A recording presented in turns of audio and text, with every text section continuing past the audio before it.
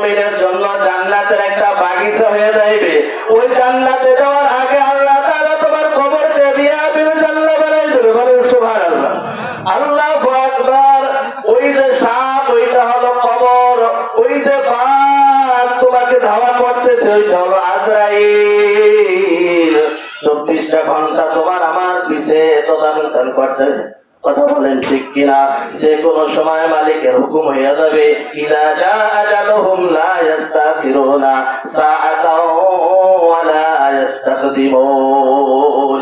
মৃত্যুর প্রহর বলতেছে, 1 সেকেন্ড আগেও তোমার বাড়ি আসবে না, 1 সেকেন্ড পরেও মালিক আল্লাহর হুকুমে ওই আজরাইল তোমার আগে আসবে না। কথা কান ঠিক কিনা? সময় মতো টাইম হয়ে গেলেই তোমার কাছে দেখা করবে আজরাইল। কথা বলেন ঠিক কিনা?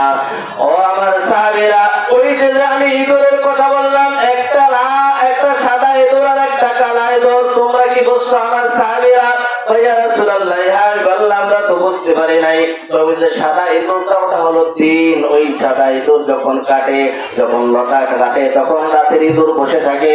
যখন রাতের ইঁদুর লতা কাটে, তখন দিনের ইঁদুর বসে থাকে।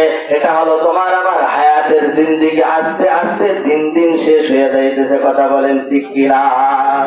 আস্তে আস্তে এইভাবে পুরাই যাইতেছে। ও সাহাবীরা, আমি যে লতার কথা বললাম, ওইটা হলো হায়াত। যার লতাটা যত মোটা হবে, তার হায়াতটা বড় লম্বা হবে। কথা বলেন ঠিক কিনা? যার হায়াত বড়, তার লতা লম্বা হবে, মোটা হবে। এটা একটা উপমা দিয়ে আল্লাহ রাসূল সাহাবীদেরকে বুঝাইলেন। হ্যাঁ।